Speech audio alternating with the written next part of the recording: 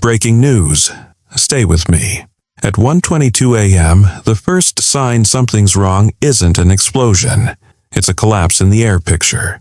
Inside a U.S. outpost along the Gulf littoral, screens that were calm a minute ago start to stutter. Intermittent tracks, flickering returns, and a wave of tiny contacts that look like noise, until the noise starts moving with purpose. Hit like if you want the hard timeline, the system's logic, and the unfiltered reality of how modern war actually starts. And in the comments, type SHIELD. If you still believe America's Gulf defenses are supposed to be impenetrable, because tonight's headline hits like a gut punch. A 7th U.S. soldier is now dead, not from a massive strike, from one drone that found one seam. Scene setting. Pre-dawn humidity clings to concrete and sand. The horizon over the Gulf is a thin charcoal line. Floodlights carve pale cones through dust, then the night swallows the light again. Inside the operations shelter, fans whine, headsets hiss, and every voice is clipped because nobody has time for extra words. The radar picture isn't blank, it's worse. It's uncertain. A layered defense isn't a wall, it's a chain of decisions. Detect, classify, identify, authorize, assign a shooter, engage, confirm the kill. Every link costs seconds, and cheap drones are built to steal seconds. The first wave resolves out of clutter, low, slow, and spread wide. Not one clean inbound line, multiple angles, multiple altitudes.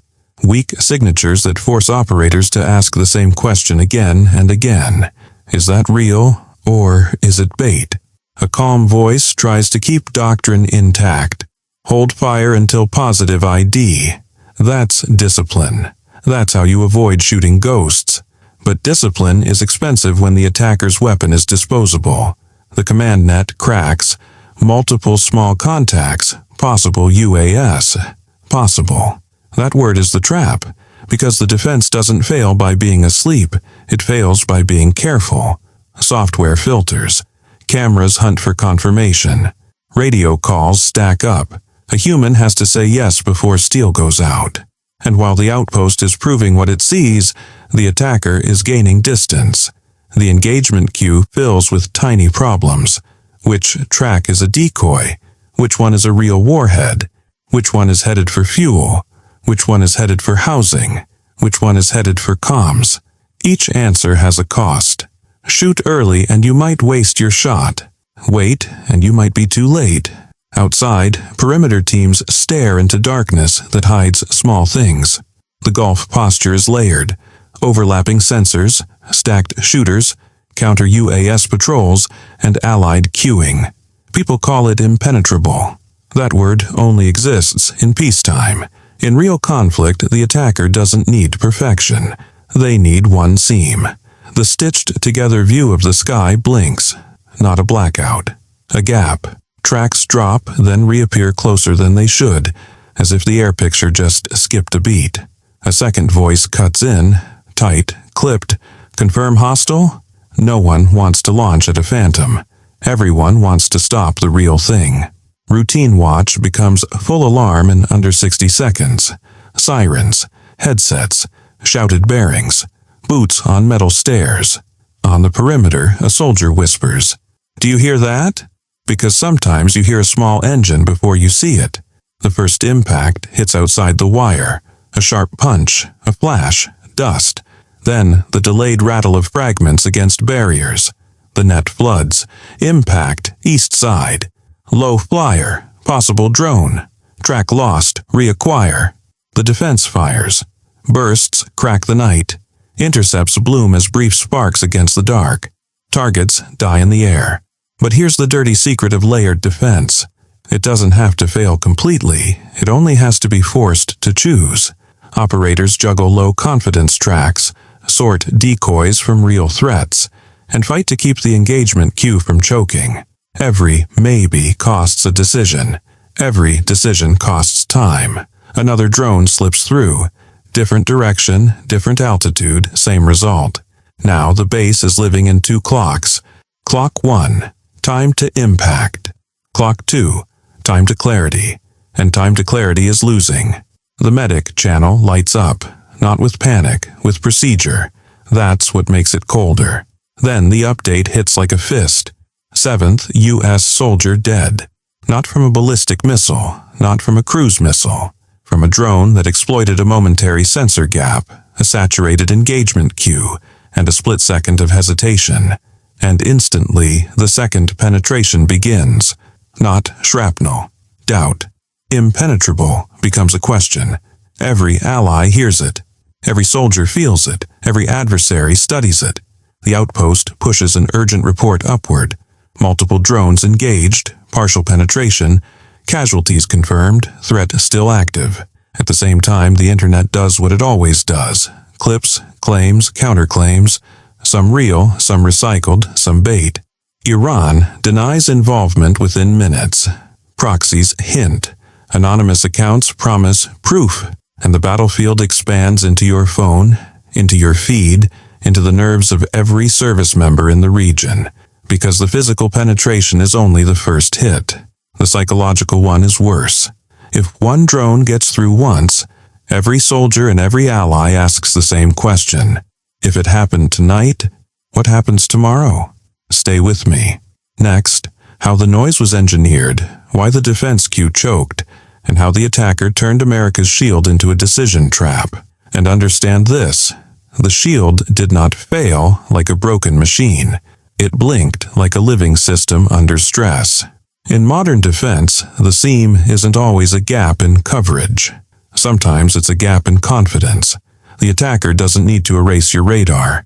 They only need to make your operators ask, one time too many, "Are you sure?" And tonight, that question arrived half a second late. Stay with me. Keep watching because this is the seam and the clock is still.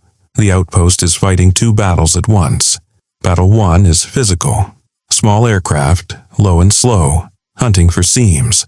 Battle 2 is cognitive. A command net, drowning in data, warnings and uncertainty.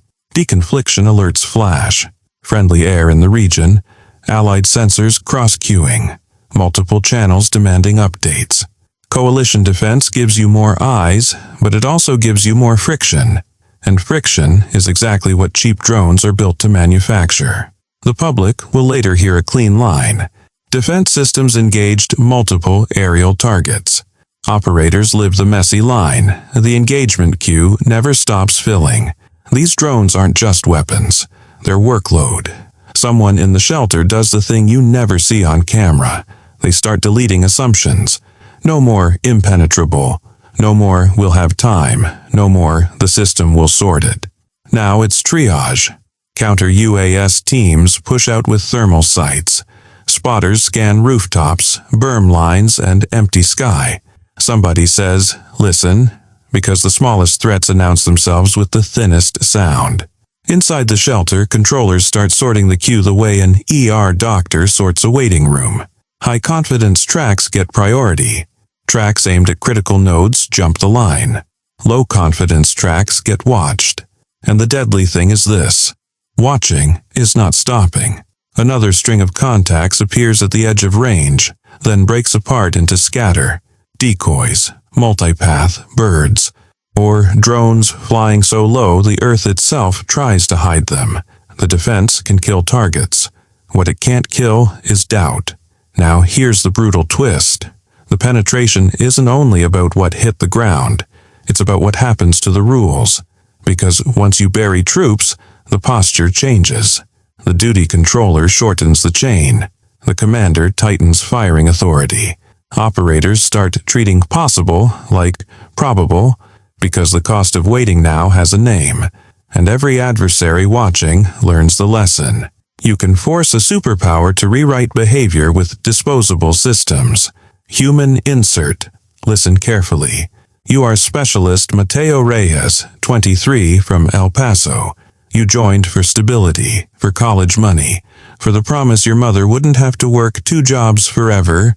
Tonight, you're not thinking about geopolitics. You're thinking about the sound. A faint whine, then silence, then a snap. Your mouth tastes like dust. Your eyes burn. Your gloves are slick.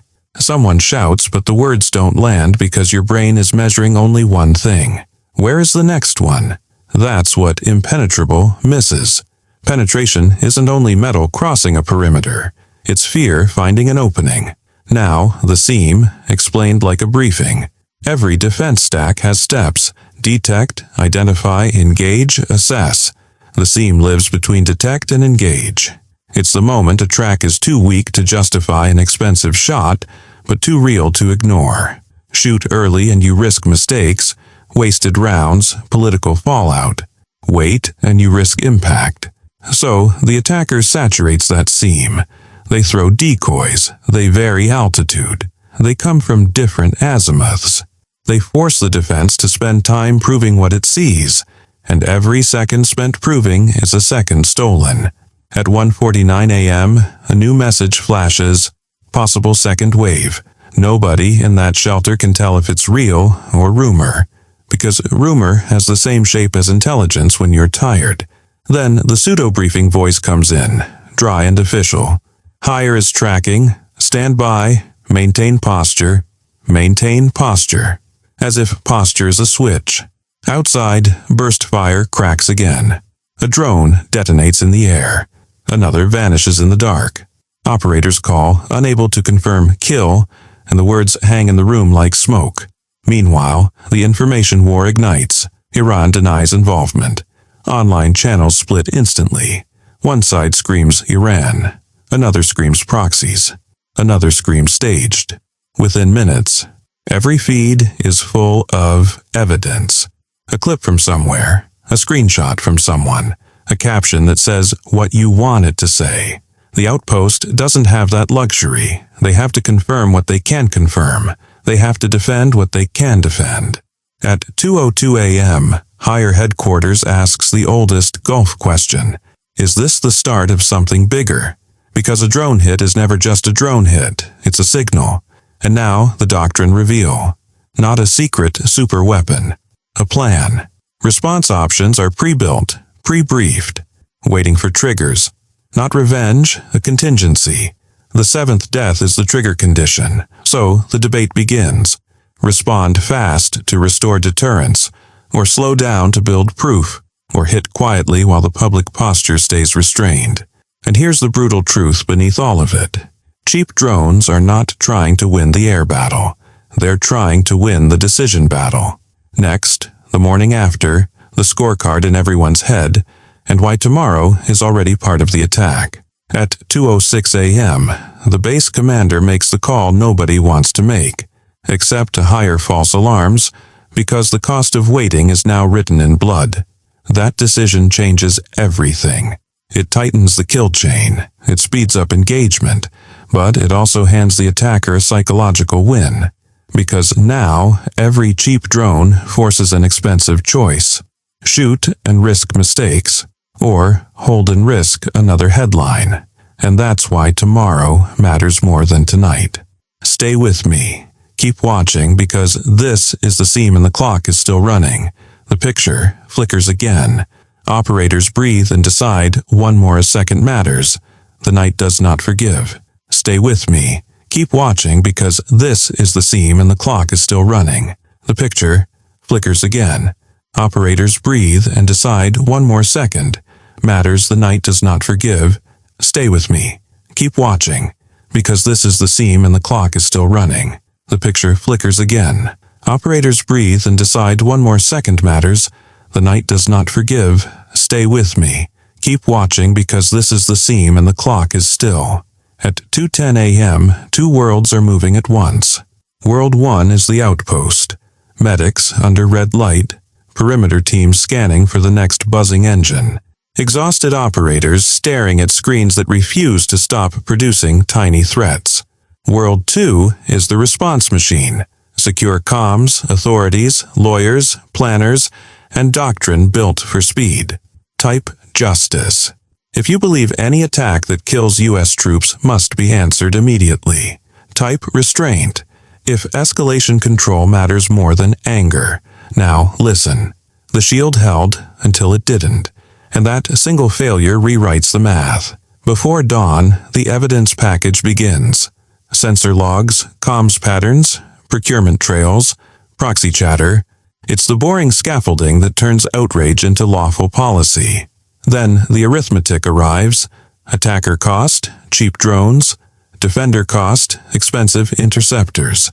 Defender requirement, perfection. Attacker requirement, one success. That asymmetry is the real weapon. Response options get laid out in plain language. A limited response aimed at the launch networks. A broader response aimed at production and command. A covert response that takes longer but reduces public escalation. A public pause that preserves diplomacy while pressure builds quietly. Speed sends a message. But speed without proof is how wars begin by mistake. Allies ask for evidence. Markets twitch, the region holds its breath, and the adversary studies the footage, not for propaganda only, but for data. Where did the defense hesitate? Which sensor blinked? Which cue arrived late? Which shooter got saturated? Because now the seam has a map. Back at the outpost, the commander sends a plain message up the chain. We engaged. We intercepted. We still took losses. We need more low-altitude coverage, more point defense, faster classification, revised rules. And online, the phrase impenetrable becomes a meme. That's the second strike, not shrapnel, doubt. So what changes after tonight? First, the defense posture gets denser at the bottom. More sensors tuned for slow, low targets. More automated classification. More point defense depth. More counter-UAS training focused on the moment when a track is only possible. Second, rules get rewritten with the scar tissue. Leaders learn what operators already know. You cannot demand perfection and also demand zero risk. Third, deterrence messaging becomes explicit.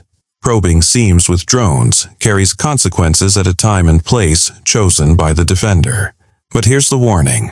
If every drone incident triggers immediate escalation, you build a ladder that anyone can climb with a cheap airframe. That's the trap. Because the attacker's real goal is to make you predictable. They poke with cheap systems. They wait for an expensive reaction. They film it. They sell it. They repeat. And if you respond the same way every time, you surrender the initiative. So, the final question isn't whether Gulf defenses are impenetrable. Nothing is.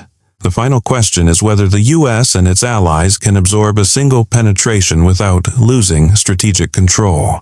Can you honor the fallen without letting an adversary write your next move? Because tonight proved something in the harshest way. A shield doesn't have to shatter to be tested.